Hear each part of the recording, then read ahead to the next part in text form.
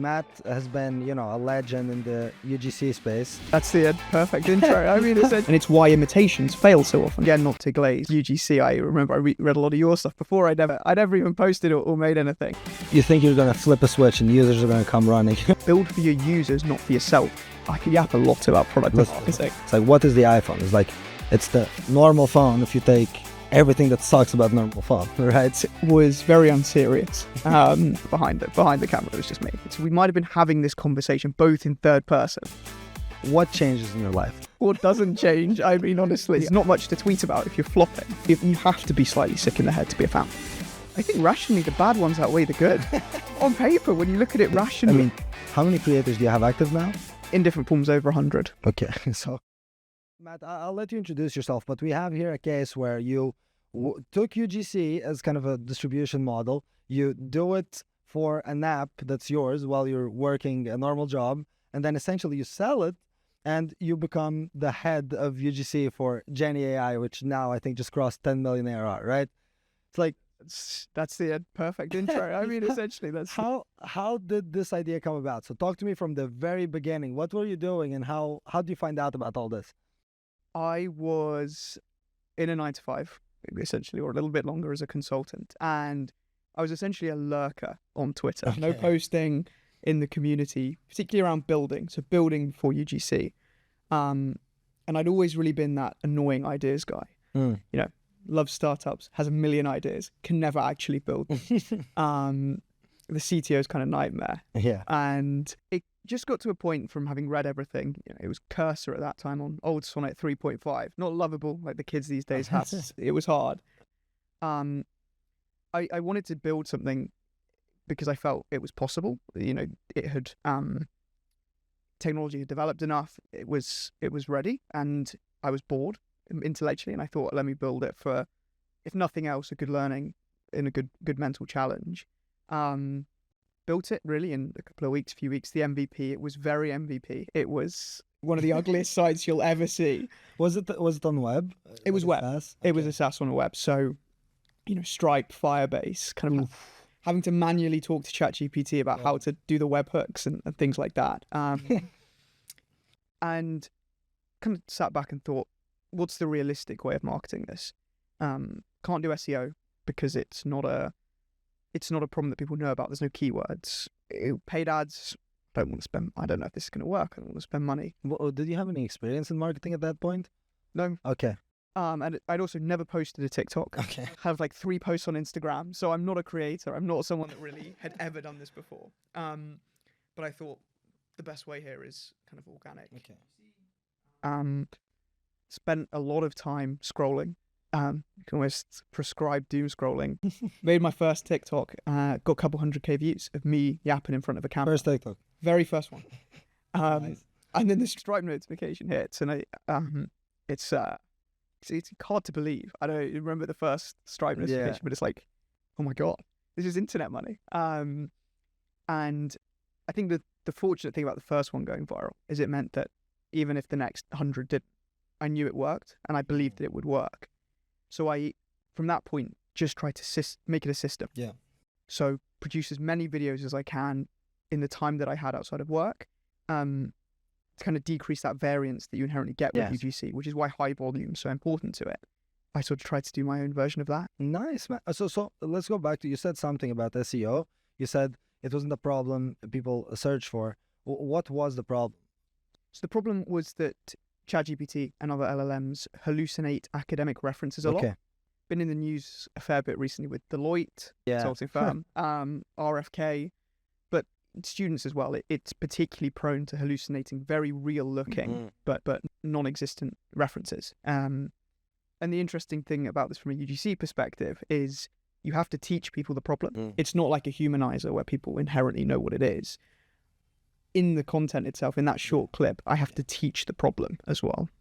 So that's where, we're talking, and that's where I think this is very interesting, because I think if I looked at that product from the outside before marketing started, I would have said, okay, I think influencer marketing here would be good, because again, you have to make people, you have to create this awareness around the problem. How did you do it in terms of creating that awareness in short videos like TikTok? I'm guessing you did, talking videos and hook and demo. Like, how do you create that awareness around the problem you were solving? Because here you're essentially teaching them, right? Yeah. The hook's really important because it's sort of going problem solution, which is a simple framework. If you just put the problem in front of people, it's not going to resonate, particularly if you say hallucinated citation. So I always went a step back from that and said, here's the secret to why you're getting caught using AI. So the problem that they can relate to is the higher level one, the more generic one. And then I kind of tease them with the, there's something else that you're not aware of, and then lead into that in terms of the demo. So I think it was really good training for UGC more broadly because I just had to focus on the hook so massively every time. Yeah. If like the relatability aspect of things. So it's not only, it seems like it was not only teaching people about the product, the problem, it was also making sure that the way you're positioning the problem is relatable. Like how much of an influence do you think this relatability has on like reach, right? On going viral, getting millions of views? It's central. It's absolutely central because if you think about what drives reach, maybe it's people commenting, liking, sharing, whatever interaction it is. Well, people are only going to do that if they relate. Yeah. How often have you sent something to a friend that you're like, I could never relate to this? It doesn't, whether you're going for funny or sad or emotional, it only really resonates if you understand it, and it only has an impact if you can kind of feel it. Yeah. So kind of, it's a bit of emotional intelligence as well, I think, framing things in a way that people understand. But yeah, the harder you can hit for people, the better it's going to do. I think that relatability also, like, that is what causes that chain reaction of like people feeling something. Because if they don't relate to the problem, like, it's impossible. So like you're taking this. How many creators do you have at this point? Are you doing this alone? Oh, this was all me. So there was no creators, no creator management. Talk to me about the system. So you're building this system. How many times are you posting? How many accounts do you have? What happened? I in the end was posting about 15 times a day. It was a pretty weird structure because, as I said, I worked a job and I had to be very respectful of my contract and obligations in that and protective of that time. I couldn't do it at work or anything. So what I would do is I would wake up each Sunday and for 16 hours straight, I would film demos, stitch them in CapCut so that all I would have to do during the week when I might come home very tired was click post. Nice. So that was me working out the highest volume I could get, and I was very lucky to have some friends and family who sent hook clips, for example, and how to work out how I could reuse those the most number of times. And probably got through about 35 different TikTok accounts. Man. And probably at peak was posting 15, 20 times a day. That's insane. So you did this for 3 months, 2 months? So I launched in December. Okay. Probably got the system up by Feb, March. And this is last year? This was 2024. Yeah. Okay. So pretty short time period. And then I was probably in full flow for about 2 or 3 months. Crazy. Yeah. So what was happening from a user acquisition standpoint? Were you seeing direct conversions from these videos? Like, how much of an impact was this having? Yeah, direct conversions. I mean, in terms of the number, it wasn't, I think maybe off the first couple 100K video, we got 10 subs. Okay. So, when you think about Jenni now and everything, that's not so many, but every Stripe notification is, it's insane. And I also remember right at the start, I hadn't set the webhook up properly. So what used to happen is people would pay. Nothing happened. They didn't upgrade. They thought they'd been scammed. So I used to have to, I set up like a Zap, email me like 20 times, message me whenever someone subscribed. So I would go and manually upgrade in Firebase because I couldn't work out the webhook. So for like the first 20, 30 subs for the first few days, it was very rough. But yeah, there were no other channels really, and at any point during it. Yeah. So for me, it was always really easy to see, like, I do a good job on marketing, I get revenue. And fundamentally, that loop being so personal as well. If I do a bad job, I don't get money. If I do a good job, I get money. It's really great for growth, I think. Yeah. I wanna understand, like, okay, let me try to kind of get a picture of what was happening then. So you create this product and you're looking at all different avenues for marketing, right? And you're like, okay, I want to basically get to as many people as possible, and I want to make it lean. I want to, not go into debt to, do Yep. this. Like, what was your thought process in making a decision? Like, where did you look? Did you have like sources that you could count on for like, okay, this is why UGC is good, or this is why influencer marketing is good? Because that's where I see a lot of people really mix up what the value proposition around UGC is, because there's so many. But how were you thinking about it? I think something that we've spoken about, and I know a friend of mine on Twitter called Lucas talks about a lot, is that all of the information for everything related to startups and business is out there. It is just buried within an absolute mound of nonsense. It is slightly needle in a haystack. And again, not to glaze, but with UGC, I remember I read a lot of your stuff before I'd ever even posted or made anything. And it was really, if you apply critical thinking, you can tell it's useful. You can tell what's useful and what's not. Don't buy from the person that says they drove X MRR with absolutely no proof. I think a lot of, again, your stuff on Gamma is the underlying why. It's the theory, and it has results in and case studies in, but it really isn't about the content. And I think that builds trust, and it's really up to the individual to be able to do their best to discern what is nonsense and what is genuinely valuable, because it is all out there. It really is. Man, this is crazy. By the way, I appreciate it a lot, and I think I don't know how many gammas you read. A lot of it's probably too many. I don't know. I read all of the gammas. I was like subscribed on 3 emails and stuff. I think, look, bro, I think there's a lot of repeated info there, but I think one of the things that I think your consulting background also helps here, because like you can tell a bit of what works, what doesn't. But how do you go? Like, this is one thing I ask myself a lot also. When we put stuff out there, sometimes we feel like this is a bit too high level or too fundamental, because we don't really talk about like the gimmicks or the tactics of TikTok. Warm up your account for 3 days, do a backflip, and everything's gonna be all right, right? So it's a lot more kind of underlying. How do you take that and apply that with practice? So I think one of the things that I did and made it work is I posted that first TikTok, and then I posted the second one and the third. I didn't just read the stuff and make notes. I took it and I said, okay, let me test that today. This hook sounds interesting. How can I apply that to today's TikTok? And then you can see and test live. Not everything is going to work, but the important thing is to test that really quickly and to get real quick data to validate or invalidate the hypothesis. Yeah, I agree. I think one of the things I also want to ask you is the volume's super important, because volume is what's going to give you that feedback loop live. You're going to understand what's working. As far as deciding which direction to go on first, so hey, here's what I'm going to do as far as angles go. What were you doing back then? Were you taking inspiration from other people, other accounts? Were you thinking from, okay, this is the problem I'm solving, how can I make this relatable? How were you, or was the mix perhaps? Bit of a mix. So I'd say the starting point that I went with back then was imitation. If you're creating, if you're like, you're like me, we're complete novice, it really. You don't need to reinvent the wheel.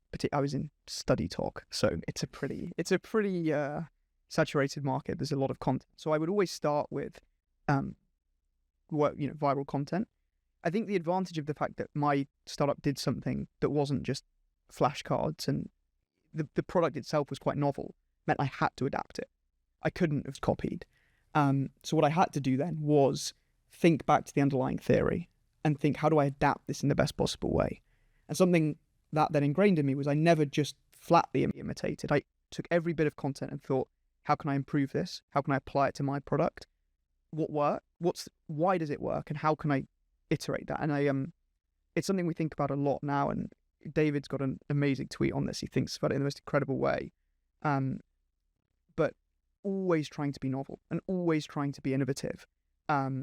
Imitation can get you reasonably far, but it's why the underlying theory is important. The why is important, because if you're just copying someone else, A, you're dependent on, B, it's not going to last forever, and C, there's other things. But I think always trying to be innovative, even when you're imitating to an extent, why would you not try and make content better? Yeah. I think that's one thing that I've read somewhere a few years ago on UGC. It was actually from Jimmy Farley. He has a Creator's Corner, and it was something about just from one of his students that was massively successful. She was saying basically, my creative process is scrolling. I find examples that I think I can replicate even in different niches, and then I imitate and improve. So always looking at yes, let's mimic what's working, but let's always build on it, right? Like with different things. And I mean, it seems like you had a bit of that experience with like just through volume and trying to do it over and over again, right? 100%. It really resonates. I think that's and I think something else you said there that's really important actually is not just scrolling in your niche. You'll become pretty blinkered if you only scroll in your niche, and by scrolling outside of your niche as well, you're staying more lively on the trend. Again, you're forcing yourself to adapt. You're always going to be a better problem solver, better creator, better strategist if you are improving content. You're not a strategist if you're just copying. And so yeah, I think that's very wise from Jimmy. And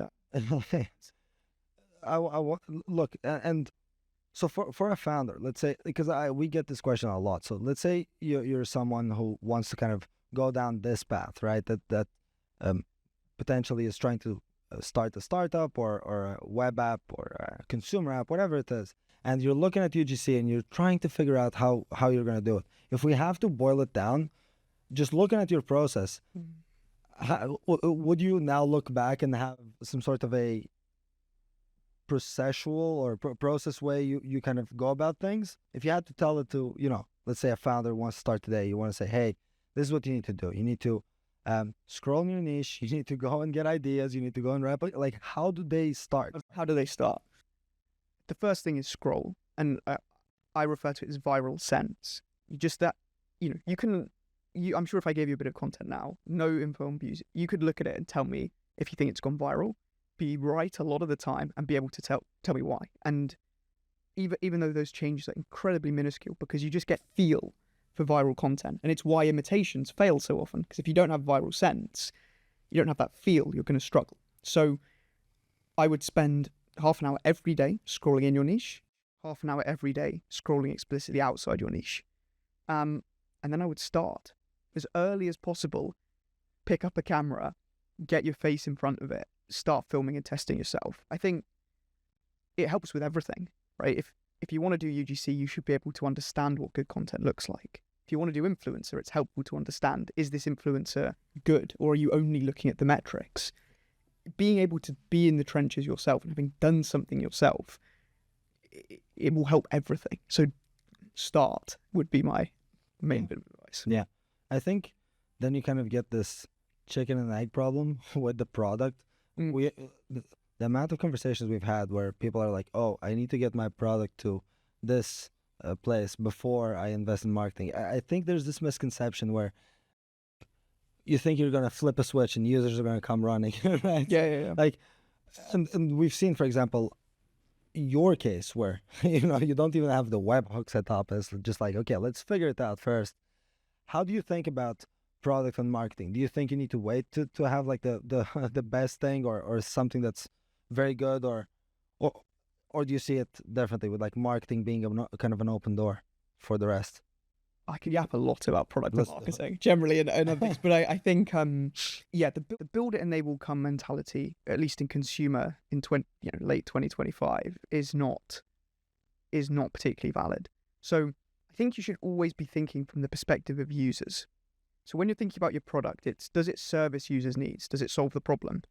If it does, even if it's a very raw MVP, you're ready to start marketing it, because from the user's perspective, they don't care about how long that button is. They don't care about your 80th back-end improvement. They care that it solves a problem, but then they need to see it.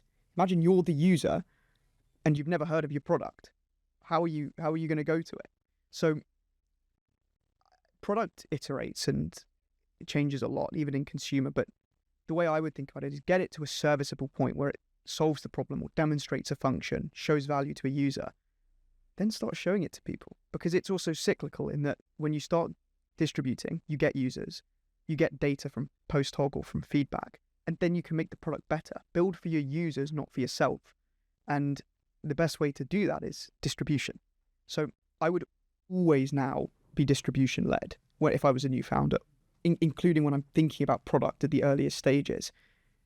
You should lead with distribution. Yeah. And I think this applies even for startups or companies who have budget or who gotten funding. It's like, I think distribution will give you so much feedback on what people want, and it gives you this. It allows you to just cut the rest. Mm-hmm. And like you take an iPhone, like as an incredible product, as an example. It's like, what is the iPhone? It's like, it's the normal phone if you take everything that sucks about normal phone, right? So it's like, it gives you that ability to do that with the product, right? Did you see, like, and this is just curiosity now, did you see that with either, the first product you did, or even with Jenni, for example, you, David, or the team getting feedback from the marketing you're doing on what people care about in the product? It massively, because post toggle session recordings, users' behavior doesn't lie. If you ask users, what do you want before you start, they'll say infinite things and you'll get lost. But when a user goes onto your app, ignores 4 features and uses, this specific one, and then 100 other users do the same, that's real feedback. And you can't get that, even I think by speaking to users before they've used it, market research. You can only get it through data. And Jenni's massive on A/B testing and post-hoc and product. And they say that only about 50% of the kind of product bets that they think, this will almost certainly work. This seems like a gimmick's prettier. Only 50% win with Jenni and some other products that in the portfolio. And that's, data doesn't lie, or very rarely lies, at least, and maybe sometimes. But yeah, I would say by getting distribution, you take a lot of the guesswork out, and that's really valuable. 100%. And do you think, like, from my perspective, I've seen this quite a bit, but even from the creative side of things. So you're doing a video, right? And you have 10 different features that solve different problems, or same problem to a different depth, right? The way you're promoting it, the angles you're trying, that in itself is also product feedback. Because if people respond, like if you're going viral consistently, talking about one thing, and that's tied to a feature, that's also feedback. Like, have you seen this across like the videos you guys are posting? Like, yeah, massively, really, because it's a demonstration of interest, and again, you have to see how that funnels through to behavior. But yeah, massive, sure. It's a really, it almost allows you to kind of spy on product market fit, and you can do it with your competitors. Are your competitors that have a tool with 20 features marketing one of them really specifically? Yes, well, maybe there's a reason. So it's a really good point. Yeah. So Matt, okay, let's take a step back. Let's talk about what this journey looks like. So you're posting a ton. So you said 15 times a day at max. What happened? So how did this conversation with Jenni AI come about? Like, how do you go and get an acquisition from these guys? So what happened? It was very unserious. There are some it was Instagram DM is the kind of short story. I'll see if, I don't know if we can edit it on screen. I can send you the actual DMs. But so as I had videos from kind of family and friends and kind of made them into creator accounts. And one of them was very kindly sent by a friend, and someone from Jenni, the official Instagram account, reached out and said, "Hey, do you want to make content for us?" It was just me, behind the camera, it was just me. And so, it's talking third person, and all been like, "No, but are you interested in a strategic acquisition?" Eyes emoji. And got on a kind of we don't know who from Jenni sent these DMs. And there's some suspicion it was David. So we might have been having this conversation both in third person, which when you see the image is like really absurd. But we got on a call literally that day. Started talking. I think felt it was a really good fit from my perspective in terms of personal growth. And yeah, enormous credit to David again for that. It was a personal thing as much as a business thing. Fell through. At that time, I think product wasn't quite right, but we kind of always stayed in touch, picked up again a few months later. And yeah, now I'm at Jenni. It's amazing. So through all this time, from the first time you guys talked to when the acquisition actually goes through, you're still only doing UGC. Do you hire creators at any point for this? I had one in the last kind of few weeks while the acquisition was happening because some of my time was taken up. And I wanted to do some localization anyway. But yeah, it was, and I think, so Jenni had paused UGC and David was able to kind of spy on the fact that myself had kind of taken something to 11, 12K MRR with zero spend on UGC and thought, we can supercharge this given our size and budget. Let's do it. Nice. Okay. And then, so I'm sure like then the acquisition is a whole process in itself, but like how, talk to me. I think this will be very interesting. Talk to me about what happens next. So you and David are talking, by the way, it's David Park. Is he founder, co-founder of Jenni? Founder and co-founder and CEO. Okay. So this is David Park, co-founder, CEO of Jenni AI, talking to you about an acquisition. It goes through. What changes in your life? What happens? What doesn't change? I mean, honestly, I went from London, essentially to Seoul, which is a big change. South Korea, which is where they are. We felt working in person. I wanted to make sure I gave my all to it. You never quite know how something like this is going to go, whether you'll succeed, whether you'll fail. You just got to make sure that you've genuinely given it your best crack. And yeah, I stopped working on Sitesure, my company, completely, and started kind of fully working on Jenni and some of the other portfolio products that we have. What's at stake here at this point? Like, what business? Like, is it like, is the acquisition pending on the results you're gonna provide? Then, or like, are you like, I don't know, like, what's at stake for you personally? Because you go to this completely different country. Yeah. You basically travel around the world to go there. Like, what is it that now you have you want to accomplish? In terms of specifically the acquisition, there is some structure and some financial incentive on the deal, but actually day to day you really don't feel that at all. You kind of, at least the way we work, it's at the back of my mind. You feel if we do our best and we win, that will come.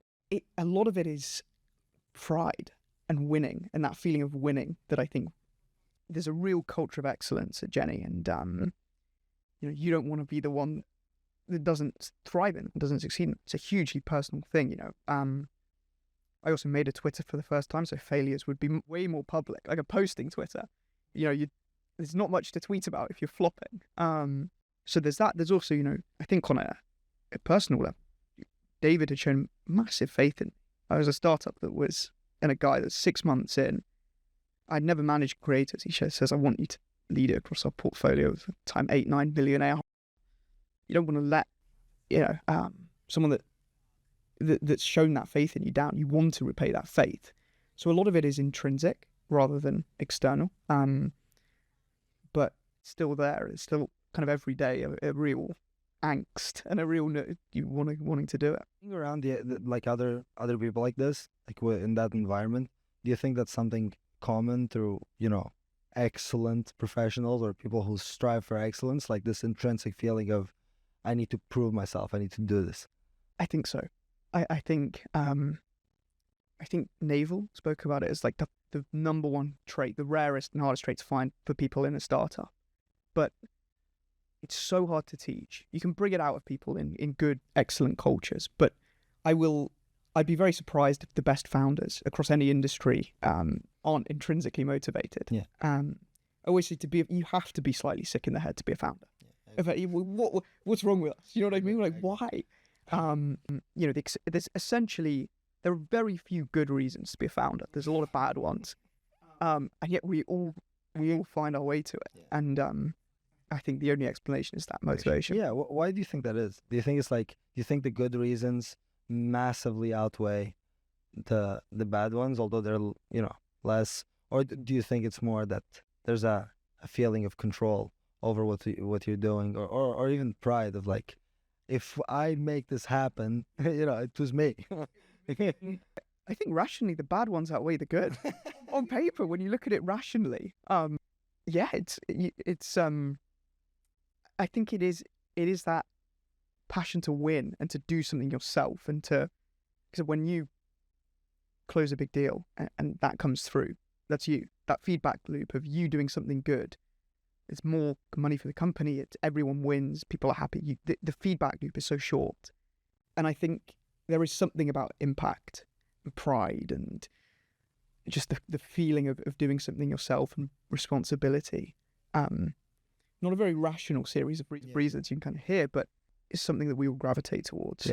Yeah, definitely. I agree. I think, there's a lot of bad reasons that you can, and I think a lot of people also justify pausing, quitting, whatever, with those. It makes sense. To be honest, it's very hard to just push through.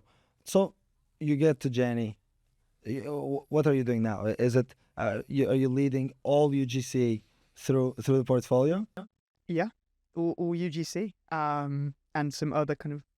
I don't really have a job title. It's I think legally my job title is UGC SAR, which is all in lowercase, but some other organic growth bets that we think might come up around automations and AI in the future. There was always an eye on that, but practically all of the UGC sits under me. And was this like this from the day one, from when you, because you said when you joined Jenni, part of this acquisition, essentially they had paused UGC, and I remember we were talking about Jenni like 2023, right? They started like UGC super early, and then they paused, and you kind of handled everything from the get-go of restarting it. Yeah. It's I think it was Jenni and Tab's Chocolate were two of the All very from man, that was insane. They were kind of two of the very first to run, and UGC, at least for Jenni back then, looked like two creators. Did an incredible job, and the advantage of being early and executing as brilliantly as they did was huge amounts of growth came from it. But they then paused, and when it was my turn to pick it up, it's a different landscape for UGC now around volume and what's needed. And yeah, we picked it back up mostly from scratch. Through lots of learnings and knowledge to work off. I have so many questions for you there.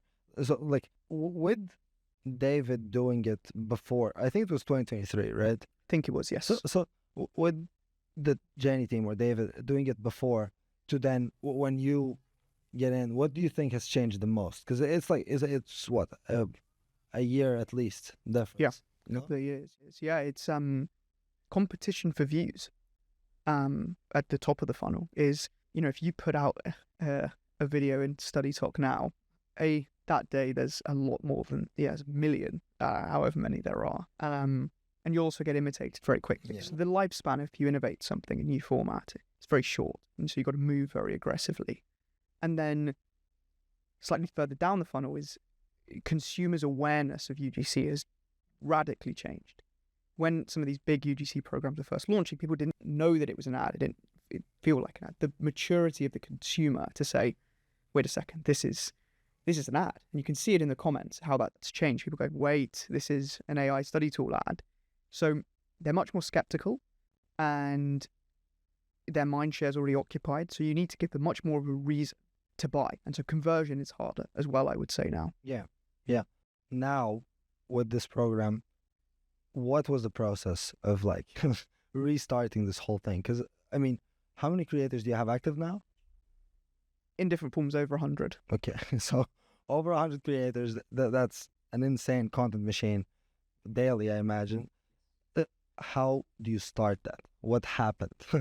I can see that. Shit, I'm trying to think. I sort of just remember violent amounts of effort as the I think you start with top of funnel in terms of which is creator outreach, and I think particularly at the start I was always of the philosophy that we wanted to recruit people directly.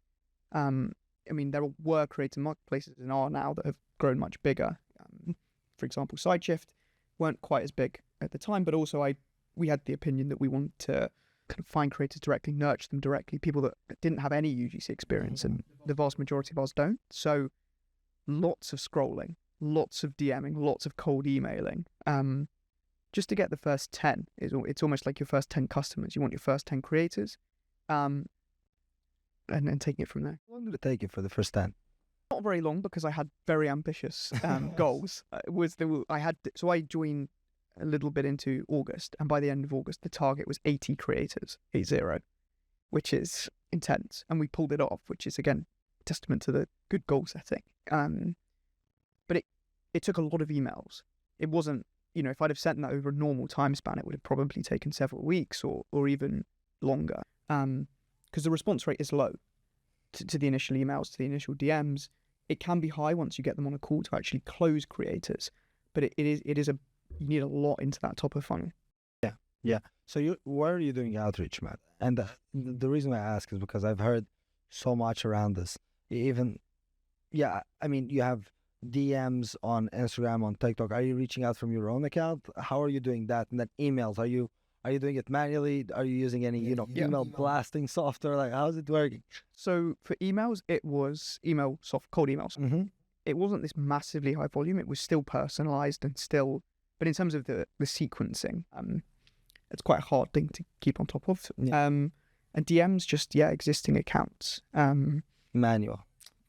Yeah, no automations. Do you still do manual? What are your? We have a few team members that still to this day are recruiting manually, because to be honest, if you have this is a big if, but if you have a way or a process that has worked already to get good creators, to recruit good creators, it's easier to filter with that process and then just message directly instead of putting a big list in a software and sending a ton of messages. It's just, I think you're going to put everyone in the same bucket where there's a lot of gems you want to catch early. So I don't know how you think about this, but so you're doing it manually. How do you have a process to see if a creator is good or not? Like, how does it work from message to recruited? So process in terms of how I selected was pretty minimal, deliberately. So I'm not interested in analytics generally when looking at a creator. The thing I look for is called camera charisma, is the term I use, which is a pretty abstract term, but essentially you're looking for the raw skills that a creator has. What they've done on their personal account while promoting, for example, a beauty product isn't relevant for them, for us. How many views that's got because they didn't script it. You're looking for other skills. From message to closing, the intermediate stage really is a call. We always try to funnel them onto a call, which I always took and still take, because I think creators get a lot of spammy messages from fake jewelry brands and all of that. So you want to get them on a call, show you're a real person, and hopefully you're friendly and charismatic enough to make them not think you're this evil demon and get them onto the program. So I agree. I think the call's a big step. I think you can't just skip it. You can, but you'll lose a lot of talent. Yes, massively. Yeah, and I think so. You join a call. You look at camera charisma. This is something I think will break most people's minds. So it's like most people are stuck in looking at, I don't know, like views, median views per post. Whatever, have they worked in the niche or with competitors? You say, I don't care, right? You say, I want to see if these guys can speak to the camera, be real, be organic. What do you look for? So you say camera charisma. Yeah. What does it look like when looking for Yeah, it's a good proxy I almost have is if you watch one of their TikToks and then you kind of pause and go, oh, that's quite interesting. Let me watch it again. And you're a little bit hooked, but actually you can't work out why. Maybe the script was just terrible, or maybe it was just a few second video reacting to something, but you're kind of hooked, but you can't answer why. That's actually a really good sign, because that why might be those abstract factors that contribute. And I think some things that contribute to that are, one, their natural grasp of aesthetics.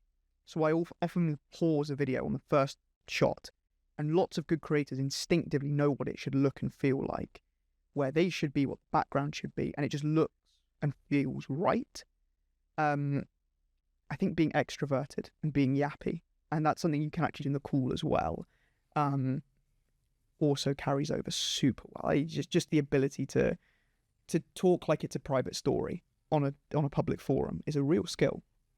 Yeah, I'd say those are two of the major ones. Yeah, I think looking at videos from creators, you nailed it. So it's like you and I guess also you've been able to do it so well because you have all those hours of intentional scrolling, which is one thing I really like, is like you develop this real sense from scrolling and trying to understand why this thing worked, why this thing didn't work, to then enable you to say, hey, this creator is good, right? How much do you attribute your vetting skills to that?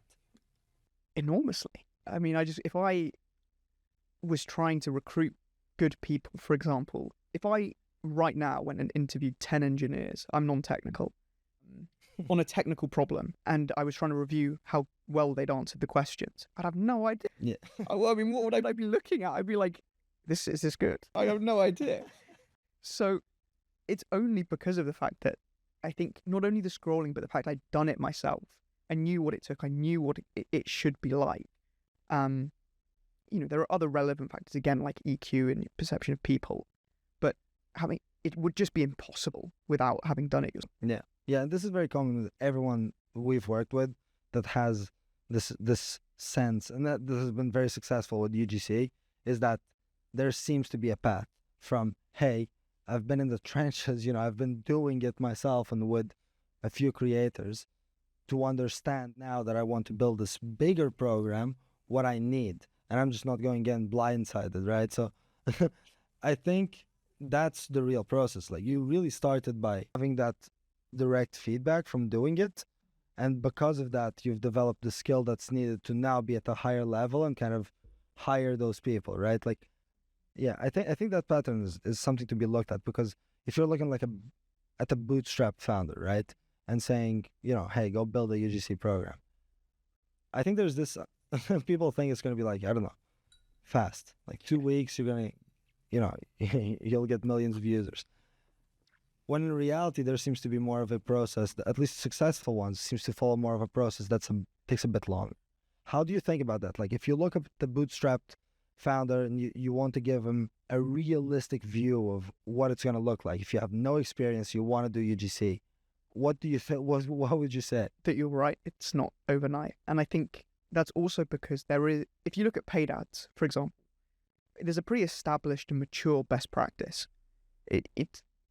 There's still skill to it, of course, but there are a lot of videos on how to run pretty perfect meta ad principles, etc. That best practice has matured. In UGC, it is still, despite how much we yap about it, really new. And that means the advantage is there's lots of unexplored territory and places to win, but it means there's no, I know where I should be going, which means there's going to be trial and error, which means it's going to take longer. It's not just linear working towards it. So again, it kind of links back to the faster and more you post yourself, the faster it's going to be. But I would spend a couple of months or a few months posting yourself before I'm even thinking about hiring external creators, because the longer you do it, the better you're going to be at managing those creators, choosing those creators, etc. So it may feel slower, but it's not a bad thing to spend several months, I would say.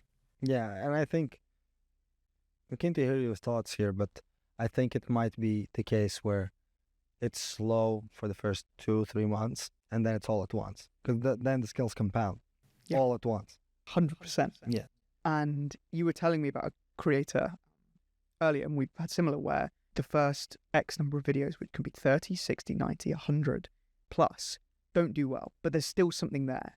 And then it's video 147 that bangs, and then it's all from there. It's the thing we shouldn't forget about UGC as well is we're all at the mercy of a pretty luck-based algorithm. And you can mitigate that with high volume, for example, and the more you yourself post, the more that gets mitigated, but it's never going to be guaranteed. You can make great content, lots of it, and it not go viral, and you've not done anything wrong. So you got to have that in the back of your mind as well, and just acknowledge that the only way to beat that is with time and effort. Yeah, 100%. And I think, if you look at it, Matt, it's like, I think anyone that tells you that there's algorithm hacks and that they understand the algorithms, that's a very good thing, because you can just discard them as an authority. It's like, it's impossible. It's impossible to understand what the algorithm is and the gimmicks or the tricks behind it. And I think even with the fundamentals, like you said, there's a big element of luck.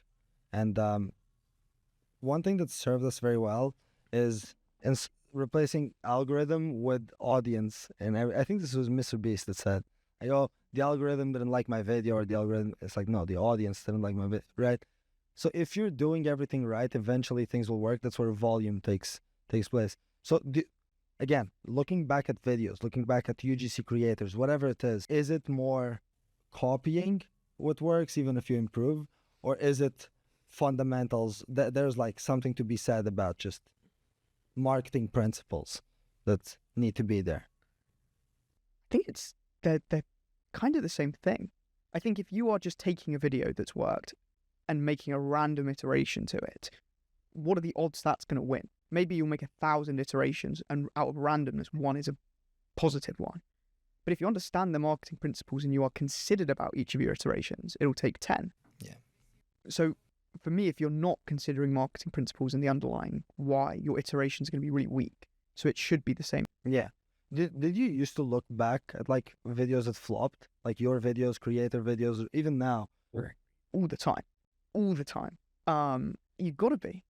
And I think it's qualitative as well as quantitative because of that serendipity element. But you should always be making bets around your content. You should be trying new formats, being experimental, doing enough of them. Don't put one out and then that doesn't work and you're like, oh, this content's clearly bad. Work out what that number is, put it out and then assess it. Okay, was there an outlier in there? What might have caused that outlier? Test that outlier by posting 5 with whatever you think it is. It should be a very experimental, scientific, logical process, not random. And that's how you beat the randomness of the algorithm. Yeah. And I was curious because this is something we've started implementing. And this is something a mentor has told me very early on, which was winners watch game tape. And this is more like sales related. Like you have to watch failures. You have to look back at what happened. Even with TikToks and videos, like implementing it now, being like, just download a winner and a flopped video, put them side by side, have people say which one is which and why. And you develop that viral sense. And you would develop it otherwise still with volume. But you can just shortcut so much of that process by just intentionally trying to figure out what's going on, right? And I think when it comes to like running 100 creators, you guys have a pretty big volume going out. How do you do it? How do you like make sure that there's a bit of a homogenous approach across everyone? We have a lot of manual effort to ensure that. So again, one of the brilliant things David said to me really early on was creators and people generally will always default to doing the lowest amount of effort they can get away with. And so if you aren't doing any content reviews and you're saying to creators, and it's a big mistake people make, I think, is letting the creators try and find the formats for a host of reasons. This is a disaster. Do not do it, please. But kind of lost I got so invested in that. I always lost my train of thought. No, like manual work and creators defaulting always to the minimum amount of effort. So you've got to just have these processes in place of, particularly with new creators, reviewing their videos, making clear where edits are needed, what the standards are. They become more self-sufficient once they understand and are in good habits. But you have to enforce the standards because most of the time they won't enforce themselves. Yeah.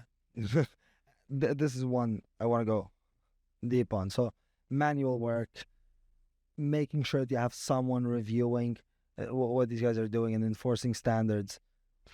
Especially today where I'm guessing like any founder or anyone who's watching that wants to get into this or that's doing it themselves and wants to improve it, like there's this flood of information that tells you, hey, you can automate XYZ and you can have AI score your video, whatever it is. Like, how do you think about this? Is it like manual versus the kind of automated hands-off approach to creator management or quality control? I think the way I view all of these automations are kind of accelerants. So if you have a really good process that's really clear and you see an automated bit of software that kind of allows you to 10x that part or allows you to kind of skip the labor on that part, because you know your process well, your process works, you can use it as kind of additional fuel. But if you try and use it to cut corners and skip doing the work, how do you know if it's you don't know if it's working. It's kind of similar to making the content yourself before asking others to do it. Same principle here. You got to know something works and then scale or, as I said, accelerate it using automations. But you've got to do the work yourself first. Otherwise, it's just random. I agree. I think the manual or hands-on element of all this is very big, especially because it's also a fairly new industry. So like you have to be on that to know what's going on in terms of changes, in terms of, random problems that come around. Like how many I mean, you have to be there. You have to be there. And like for how do you structure this program? Are you directly talking to all creators? Do you have people in the middle that are kind of managing groups? How do you think about this?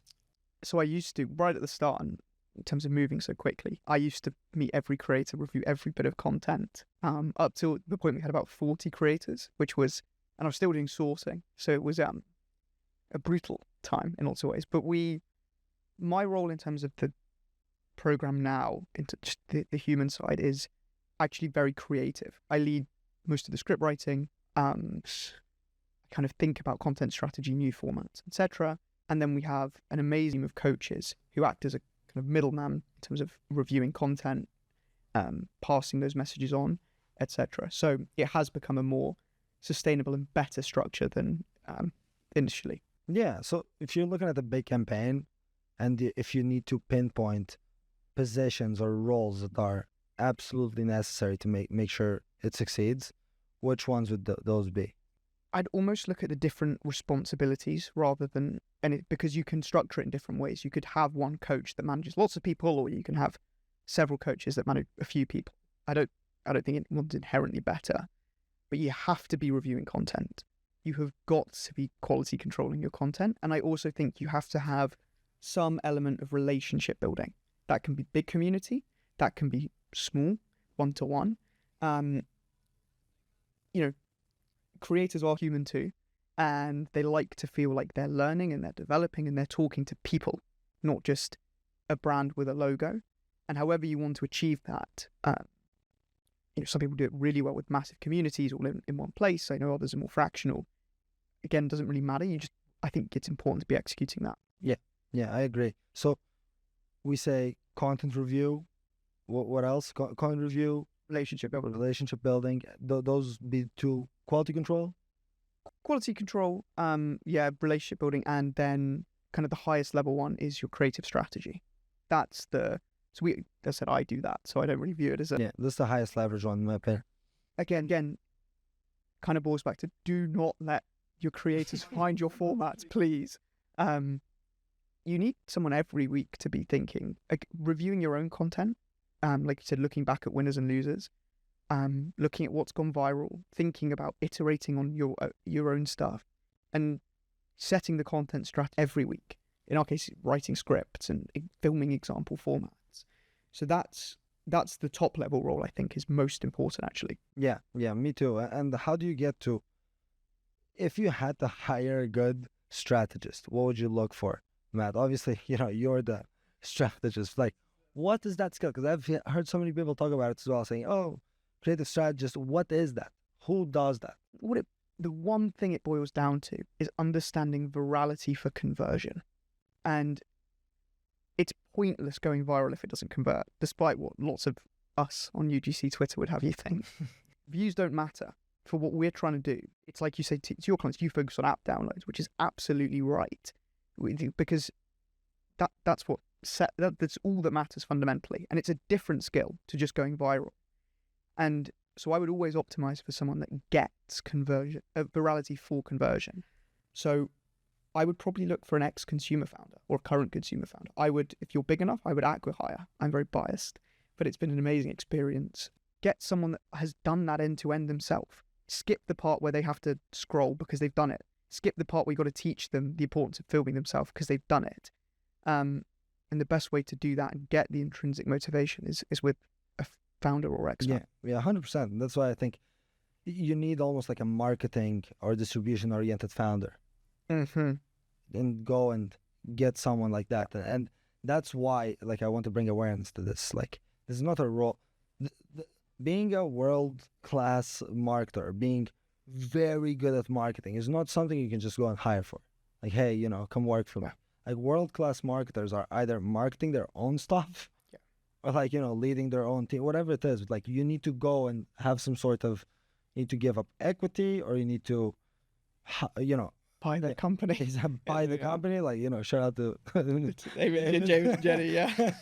It's like you got to do something that's actually gonna get them bought in to this. Yes. And like I'm guessing then, the answer to that is like, if you want to get another very good strategist in a bigger program, it's almost like you got to look for that again. Yeah, I think so. Yeah. And I think even then you're going to still be taking a gamble in the same way that my Sideshow hadn't got big enough for me to run a team of 100 creators. So when I was acquired, it was an enormous gamble in the underlying skills that we've spoken about. It was kind of a show of faith in the motivation, in the fact I got viral sense, in the fact that I'd done it myself, and that would translate. So you can't just go out and look for a ready-made. If someone is running a program or an agency with 100 plus creators, they're going to be quite expensive to acquire, I suspect. So you've got to look for those underlying things rather than just the outcomes and direct experience. Yeah, 100%. So you essentially, I think we can boil it down to one of two things. You either go and you actually do it yourself in the right way, where it's like you do it yourself and then you take those skills and you build on it, or you go and you pay the price of having to buy that talent or get that talent in. Yeah. Yeah, I completely agree. And Matt, I want to ask you, just how do you see, for example, with paid ads and with influencer marketing, there's a lot to be said about the early leverage you get by hiring like a good service provider that focuses on that. How do you see like on the UGC space? Because it's so new. Yeah. Like, do you see that there's leverage there? Because I've heard, for example, other big people in the space say, agencies don't work because, you pay a lot more per post, obviously, right? For example, like how do you see the agency world in the UGC space?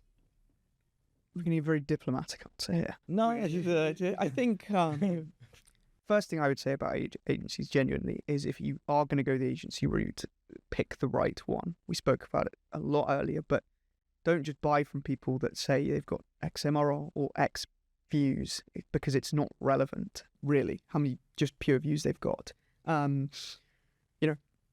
Look for people with genuine credentials that have been doing it for a long time and focus on the metrics that matter, which are, if it's MRR, it's provable MRR, provable case studies and a long track record, and show they understand the theory. Don't just go for the first one. What I think it depends on your need. So for us, we wanted to make this a massive distribution channel, and Jenni's already very big, very profitable. Makes sense to build it in-house because that's how you get the most sustainable and probably the very, very sharpest tip, because it's my full-time job and agency is inherently fractional. I think if you need something really quick, or you are more looking to validate whether it makes sense for your app, then, or again, if you want to move incredibly quickly and you want scaffolding, that's when an agency I think makes sense. Yeah. And I think also, like, if you take this thing to its natural extreme, the goal should be to build it in-house, like for any company, because it's like that's where you build enterprise values. Like, this is ours, right? It's our infrastructure. So one thing I tweeted about actually the other day, and I'm keen to hear your thought here, is I think a good agency, the goal of a good agency should be for you to graduate, for you to just leave with your own program, right? Like in the UGC space especially. Like, do you agree with it? How do you think about this? Yes, is the short answer. We spoke about one earlier. I won't mention their name, but I said I think they've worked with you, and I said I think they're the best UGC program in the world. And they graduated. Yeah. And from the sounds of it, it was incredibly amicable. It was, but you felt you had done what you were there to do. They felt you had done, and then it made sense to hand it over. 100%. We like with us, we've had a few of these cases where it's like it's a 8 to 12 month process of working together, and it's always like validation first, and then starting to kind of match the team internally to our team, and then start to build the team internally. And we kind of become this kind of validation ground, because we can go and get different creators and try different things, and then they eventually become so big that it just doesn't make sense, right? But like the way I think about it, again, like I want to hear you on this, because we might have different views here. What is fast? And how should companies think about cost when it comes to UGC? Because there's a lot of also things to be said about being underpriced distribution. I think people think cheap. Yep. with that. And I want to hear your thoughts. How do you think companies should go about thinking about cost, thinking about time, even if hiring like a service provider, even if doing it in house? Like, do you think it's going to be like this image that people paint out there with like? Yeah, I think a lot of it depends on scale. I think if you are a solo founder looking to get to 10k MRR, it can be free. It is incredibly underpriced. What I would say is that doesn't then scale and hold from a linear perspective. You know, we could not have had me just making content for Jenni and it kind of taking us to where we've wanted to go. So I think again it links a little bit back to earlier where I said it's still so new and immature, that there's volatility. You can absolutely be massively underpriced through working with an agency, through doing it in-house anyway, but it requires that you get it right. There's more of an emphasis on skill, because if you go with someone bad, again, I would imagine if you go with a bad paid ad agency, you probably get like 1.2 ROAS. What a disaster. Get it wrong with UGC, you'll have burnt 20, 30, 40k and got no money in return.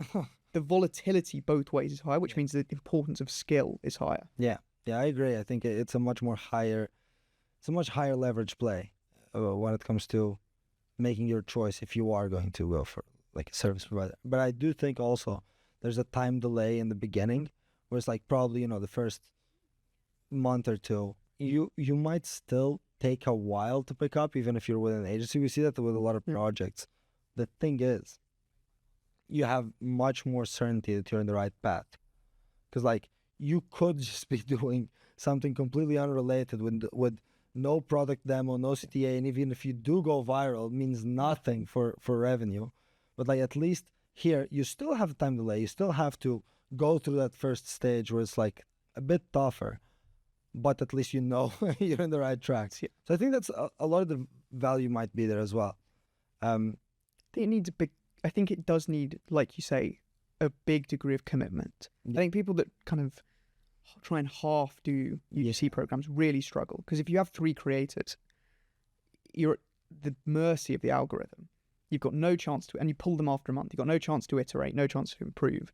It's kind of similar to paid ads, where the algorithm, you often lose money, in my understanding, in the initial months, weeks and months, because it's got to adapt. So, both because the operational time input is high and just the nature of it, if you are going to do UGC at high volume, you got to understand it may take a few months and it will take a lot of time, and you should commit to it properly, not 1 foot in, 1 foot out. Yeah, I agree.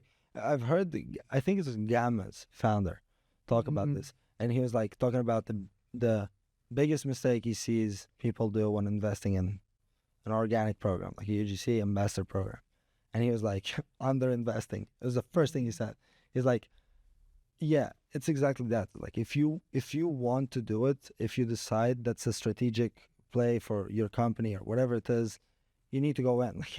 You can't just start small and then scale. Like that works with paid, but you need a certain amount of volume, minimum amount of volume, to be able to get, signal back. 100%. You're just not testing hypotheses properly otherwise. Yeah. If you move slow and you don't really, it's the worst of, you need, it may be that UGC is not right for your company, your app, but you're much better off finding that out properly than kind of, I've done 3 months, not really tried. Do I have an answer? No. The best outcome is you prove or disprove the hypothesis. Yeah. Not, I don't know.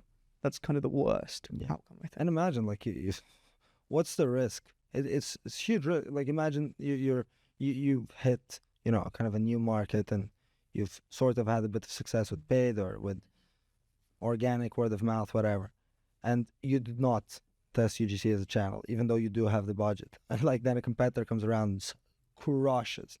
Like, what's the? Do you get it? Yeah. The risk is super high of not doing anything. I was going to say it's not just a risk of doing it. There's inherently a risk of not doing it. Yeah. It depends on the opportunity cost, but there's always and generally you can. I think if you think about it hard enough, you can tell whether UGC should be a good fit for your app.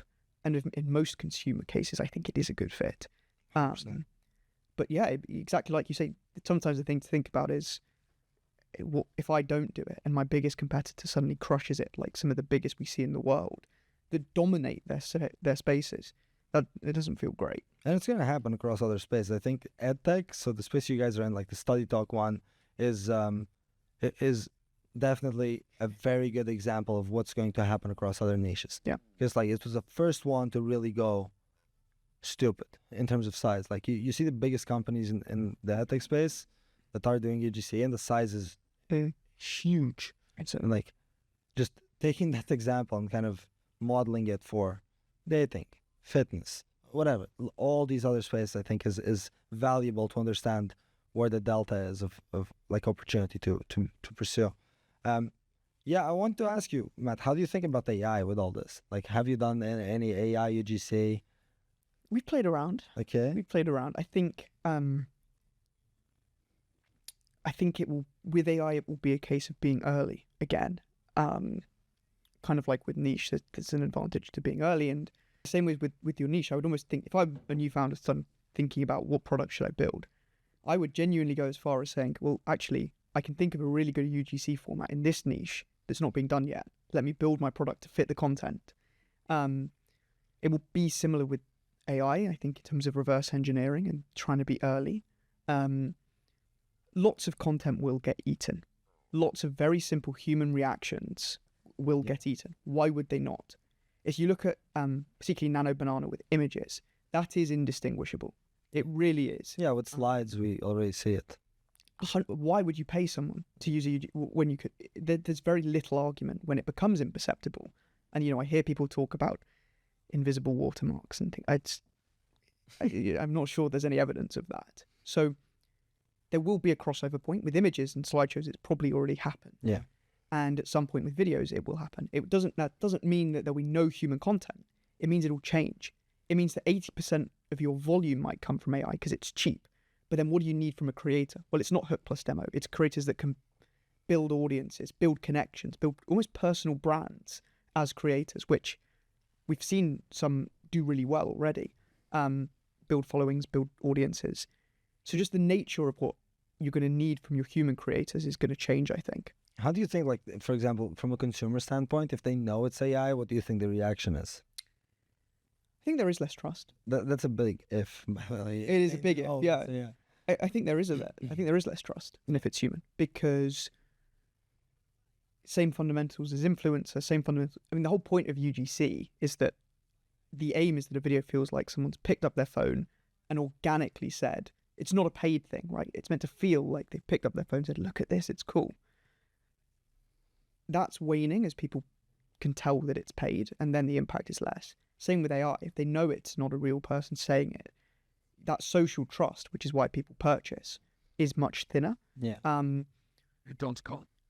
I think there are caveats to that. I think if you provide genuine value in it. So, for example, if you were doing I always think carousels now, you want to provide genuine value and information. And if you are insightful and give people genuine value, maybe that's the benefit. But yeah, it's a big risk. Yeah. Yeah. I've talked about this with Owen a few days ago, and I think what he said's absolutely true. I think there's less trust, and I think what that tells us about being early is that the focus with AI needs to be in the indistinguishable formats, because if there's any way to tell that that's AI, I think it just will completely raise the guard of consumers, right? Unless the only alternative I would say to that is if it's very deliberately or obviously AI. Yeah. So if it's not trying to imitate human, it's something absurd through AI. I think that's a hard thing to sell. Have you watched any AI YouTube videos? I've seen some short clips. They're kind of ridiculous, right? I don't know how you would make them sell anything. But generally, I completely agree with you that if you try and imitate real and fail, it's a disaster. It has to be indistinguishable. I agree. I think what that tells us is that the future is of, like, let's say UGC organic content. I think it's much more. It depends a lot more on how organic, how authentic creators are. I think I told Owen something like creators being able to prove that they're human, and in a way, the things like long form content, live interactive content, like streams, for example. Yeah. And I think on the short form side, you have a lot of like the talking head, right? So if you very hard to Yeah. I think we're still a bit far from talking head Agree. AI that sounds like a human. Although ARCAD's just raised to very Oof. recently says That's true. 17, so we might not be, but agree with you that How much there is 16, 17. 16 million. Yeah, So, 16 million. 16 mil. That's a Fucking crazy. nice celebrations tonight. Congrats, Arcads. Amazing, yeah, amazing. No, job. amazing job, man. Also, those guys like Arcads, I think they've been around for ages now, like Yeah, a year or something, 2 years. I don't know. I might be rambling, but I think they've been around for a while. I think it'll be more for paid ads, and they do. There's an interesting thing that even you mentioned there, which is they focus on paid talking head creatives when they do talking for lots, because you maybe need authenticity less. You can plug harder, so UGC will be later and harder to do than paid stuff, and I think it's why Arcade's positioned like that, and it's why I think you're 100% right that building that authenticity will be an incredibly important skill. Yeah. Do you think I think with that being said, I think there's this is a bit, I'm just talking a bit against myself and what we do, but like I think there's a bit of a window of opportunity to do UGC. Yeah. Like I think, because if we're thinking about long form, live, whatever, organic content, it's like I want to watch a human do content, right? It's like I think this might be, a period where it's still going to work, and then it's going to become harder and harder, right? I don't like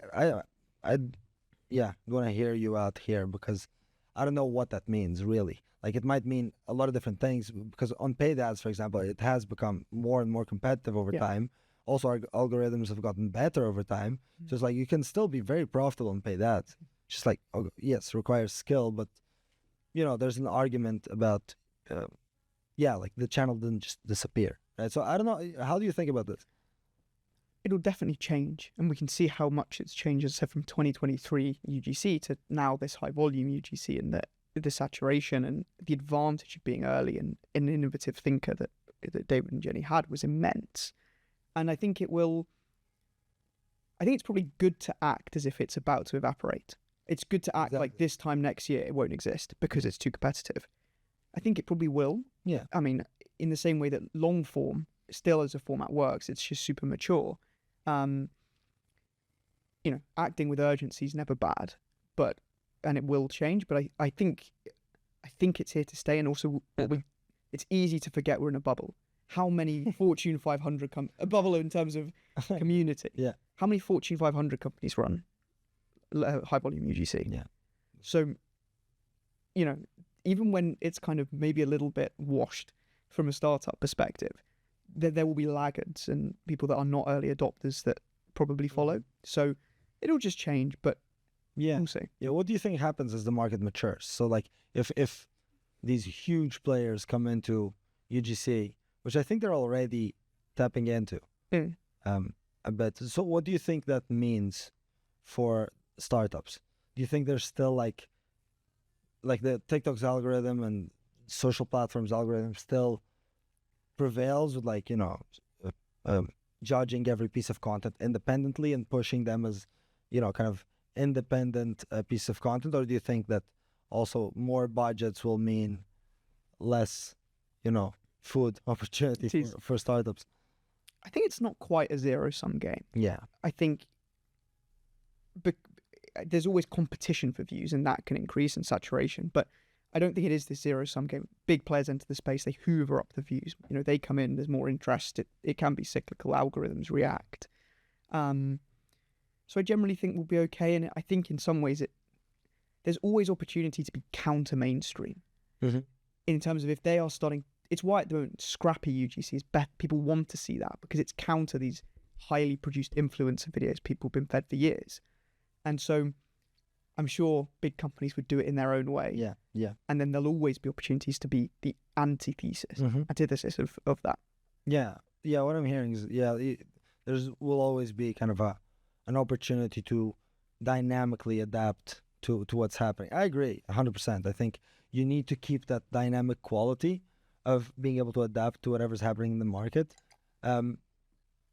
And yeah, like, I mean, for companies and for startups, what does that mean? Does that mean that now, as far as distribution, marketing goes, they need to focus on like building people internally that develop those qualities and have those skills? Yeah. Yeah. I think 100%, because I mean, we've spoken a couple of times about being early. David, Jenni, you and UGC, it's not by luck. That's not an accident. You know, it comes because you have people that think in the right way and are innovators. And whatever UGC looks like, I would rather have a company full of innovators and people that understand virality than people that don't. Whatever adaptation is needed, AI, not AI, you're going to have a better chance of winning with the right people. So being early, is not lucky, I would say. Yeah, great. I think this is very important. I think to just also build awareness around is that there's a lot of like just dangerous messaging around, in my opinion, of like, you know, but that, you know, distribution, that you don't really need marketers because AI is coming or whatever, and that, you know, things are easier than ever and you can just go and hire a few creators and everything will be all right, or whatever it is. That there's and I think the same thing applies to product. I also think it's stupid people that say, hey, you can just fucking ship something unlovable or, you know, whatever, cursor. Sack They'll all be the good. devs and that. There's a lot of value in just having people who know what they're doing in both aspects of it, and then using AI to kind of just increase output. I think it will, if anything, widen the gap, because the best marketers will be the ones that don't use AI to replace, but to really accelerate. Same with product. It's the best devs probably that will use AI to the greatest product advantage. And so if anything, the top 10% of marketers, people that understand distribution, become more valuable because the tools at their disposal get better. And then the 90% get less valuable because they're getting outpaced. Yeah. Brian, I think this is one thing that is kind of scary to think about. For example, if you think of a world-class marketer, like if you've ever read any of the big marketing books, you have some sort of process to be followed in any form of marketing. So, for example, copywriting, you have a certain set of rules that you can follow to consistently get above average, you know, reach or attention, conversion, whatever it is, on direct response specifically. You take someone who's dominated, who's mastered the skill like that, and you give them AI, where they can prompt based on that process, where they can give it what it needs to know what to do. It's like, that's scary to me. I don't think we're there yet with copy, but we might be. But it's like, you can easily just 10x output from someone who knows what they're doing. Exactly. Yeah. And would you rather have 10 people in the company with a range of skills, or would you rather have 10 of that best person? Yeah, of course. You become the top end, is what I would say, because you're going to build everything around them. The amplification is of that top end. So you're better off having those genuinely exceptional people and exceptional functions that you can amplify and get moving. Because if that amplification happens in 6 months and you got to build it from, you're like, oh wait, I could make 1,000 TikToks a day really easily, but I've got no one who knows what those 1,000 should be. You're going to be a long way behind the company that one day later is putting out 1,000 viral ones. 100%. Yeah, I think that's a good point of widening the gap, even with speeds. So being first to market or first to adapt to something is very valuable. And I think, I mean, at least with Jenni, for example, what we've seen, it's insane to think that like in 2023, we were seeing Jenni pull off already some you know, UGC campaigns, even if small. How is it going back then? Do you know? Have you talked to David about this? Like, what did it look like in 2023? It looked like, process-wise, pretty similar to how you'd expect like an exceptional marketer to think. He ideated and script wrote, reviewed, very heavy on reviewing and looking at what worked, what didn't work, and executed ruthlessly. And it kind of goes to show that no matter what UGC looked like or looks like, exceptional people win. Exceptional marketers, exceptional thinkers, problem solvers, founders, they're the ones that will win. Forget whether it's AI, whether it's anything else. It is the people that win, and it's very rarely luck. Yeah, I think demystifying that's very important. It's like that should give you peace. You know, if you're looking to start something, it's like if you build that within, if you build those skills, I think you're very well off. Going back to UGC, Matt, what are you now seeing going forward? Is there any? You guys just hit 10 million ARR, right? Yes. Is that through the portfolio? Is that for Jenni AI alone?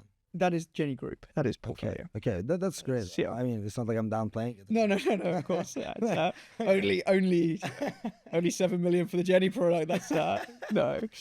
But, okay, so you guys just had 10 million. UGC is the main channel. I wouldn't say so. Okay. Actually, no, I wouldn't say. Particularly I walked in and they were already doing an exceptional job. It's incredibly diverse, the channels, to the point where attribution is almost impossible. And we don't really know. But for example, paid out 7 figures to affiliates, which is, not even 7 figures driven through affiliates, paid out. So I'm pretty sure that's right. Anyway, We'll confirm. We'll go double check afterwards. But there's lots of that. They were in a really good place from the 2023 marketing, SEO, paid ads. It's very, very diverse. I like to think that UGC will continue to grow in importance as a channel. But one thing is that I believe UGC is the right thing at the moment, but I'm not inherently precious about it. And I'm sure nor are you. If you felt tomorrow that this new type of marketing emerged and it was better, you would pivot, because it's the skills that matter and the principles. Same here. So we'll see what years bring. But at the moment, I'm very, very. And if I was to found another thing today, another consumer app, I'd start with UGC. Yeah, of course. So that shows that I truly do believe in it. Yeah, and I think there's still a very big gap to capitalize on. I mean, you look at all the startups with a lot of funding, and you look at the biggest companies in the world, you're still ahead if you do UGC well. So that's still the way to go, in my opinion, as well. Especially as a solo founder, if your goal is to become a founder and to that's your main thing, the opportunity, the number of, you go on Twitter, and I think it can be daunting, but it's very inspirational as well. You see founders very quickly using UGC to hit 5-figure MRR, and it happens. Some people are lying, but most people, and lots of really good people, are telling the truth. It's a great way, an amazing way, I think, to get your first MRR on the board. Yeah, I agree. How do you amplify it? Do you just increase the campaign? Do you put paid behind it? Do you do both? I always like to think of it in terms of, you don't know until you've got the data. So it may be that your skill or your company, your app's nature leans itself towards paid.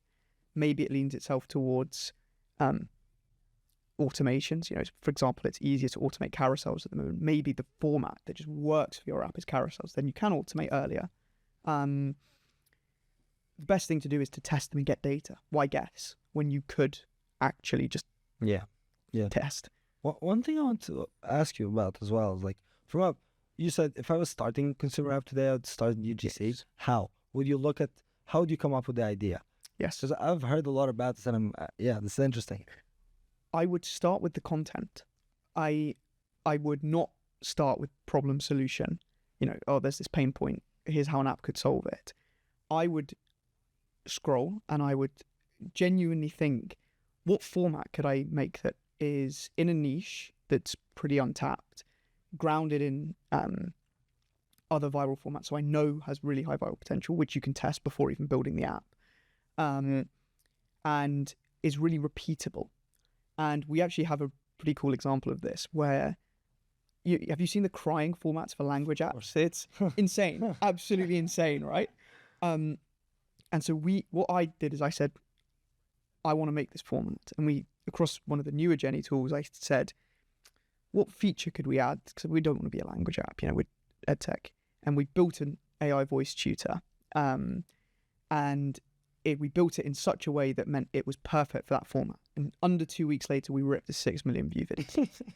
So we started with the format and built the feature around that. And you could do that with an app. And I would do that around an app. I would say, I think this format works really well. Let me build something tailored to the content. I think TikTok also makes it, I don't want to say easy because I don't want to downplay it, but I think TikTok really helps. I mean, Mhm. if you go to creator search insights, for example, you have all the content gaps, you have all all the data on the SEO and niche you want to go for. You can just filter for that and just see what's going on, right? Do you guys use it a lot? Actually, not creator search insights. Just because I think at some point you get to such a sharp edge that you don't like trusting the kind of in-app things a little bit stuff, but a great place to start for lots of people. And actually the other amazing thing about TikTok is, and it's something Joseph Choi said on Superwall Pod, is it allows you to spy on PMF. If there's an app that is ripping views and you can see it has a hard plug, it works really well. What an amazing opportunity and insight that is. So just by scrolling, you get these insights on what works and what doesn't. Well, I mean, it's 5-10 years ago. That would be unthinkable. You've got to build it first. You've got no idea if that content's going viral. Figure out Yeah. It's an amazing opportunity. Yeah. Yeah, it's almost like this collective consciousness where you get validation very quickly. No, this is amazing. And Matt, now just wrapping up and kind of getting some final thoughts. Obviously, there's things for that are going to be fundamentally different depending on whether we're speaking to bootstrapped founders or VC-backed companies or huge companies with a budget. If we were to boil down, like successful UGC or how to go about it into one or two things, what would it be for you? There's the creators, there's the strategy, there's the know-how, the hands-on. How would you rank those? What would you? That's a tough question. It's a tough question. I think I'm going to cheat and say I think you can boil all of those three into one thing, which is have it led by the right personal people. Because the right personal people will make sure you get good creators, will make sure the content strategy is right, will make sure you commit properly and don't kind of put one foot in, one foot out. I am yet to see a successful UGC program led by someone bad, and I haven't seen one led by someone good that flops. So get the leadership person or team or people you're working with right, and everything else will follow. Yeah, this is one thing. For example, when we talked with Owen, same things. Just make sure that people are sorted. Make sure you have the right ones. And if you want to boil it down, Matt, just to wrap it into like the big misconceptions, the big things you want to raise awareness for. Like, okay, here are the things you just gotta forget about. Like, this is not true. There's a lot. I don't know if this is a wrap up. I don't know. It's a question. How long have you got? I get my phone out and take it. We got another hour. I don't know if an hour was enough. No, I'm gonna almost unstructured just ping something because I think the idea that what matters is views. It's just a proxy for downloads and MRR. I get why people tweet about views because they don't want to reveal stuff, but which is fine. But downloads and revenue is what matters. The idea that you can, beat the algorithm, you can understand and optimize for it, but there's inherent luck and volatility. Probably the idea that it's something quick and easy, and I'm doing UGC because I think it'll be a nice, easy thing to supplement paid ads. The ops of it is massive. The operations side is huge, and to do well, you need a lot of people. There's just a lot that I could say. I agree. What are some of yours? Maybe some else. I'll pass it over. I think a big one is that in the UGC space, there's something that's true, which is anyone can become a UGC creator, right? You have this thing now, the democratization of media, right? Where it's like you don't need followers to build a following, to get to millions of people, which means you can build the skills and become a UGC creator at least faster than you used to if you want to be an influencer 10 years ago, right? So I think people take that too literally and think that when you're hiring creators, you can hire anyone. You can hire your cousin. They're going to be at the same level of quality as like a TikTok shop affiliate who's been doing this for the past 2 years. There's just no comparison. You can shortcut so much time to results by just paying the right creators from the get-go. And yes, you can train up creators who are, like we said, instinctively good at like what's aesthetic, what a good video looks like, because some people just have it, right? And are extroverted and charismatic. But I don't think you can just, take someone with very little experience and kind of have them produce the same level of results as a very good creator who's either been an affiliate for a long time on TikTok or has been a very good creator for a long time. So I think that one's a big one. It's like, because I see people like, oh, I can, just go and hire some creators off Discord and like, pay them whatever. So it's not really how it works. You need good people. Like, so yeah, I think that's a big one from me to add on the ones you said. I agree with what you were talking about. Nice. I know you restrained yourself from saying about 20 more that I know you could. I know you could do, but keeping it calm. No, yeah, we'll wrap it up. Yes. Well, Matt, appreciate you coming. Man. Pleasure. Always good to have you. We'll leave Matt's socials in the description. Anything else Matt wants to add, we'll discuss. But it will all be in the description if you want to find him, follow him. There's a lot of great material, tactical insight you can follow from someone who's actually done it, from zero to selling to now doing a massive UGC program for a company that's successful. So it's a very valuable person to listen to. Matt, again, thank you, man. Pleasure.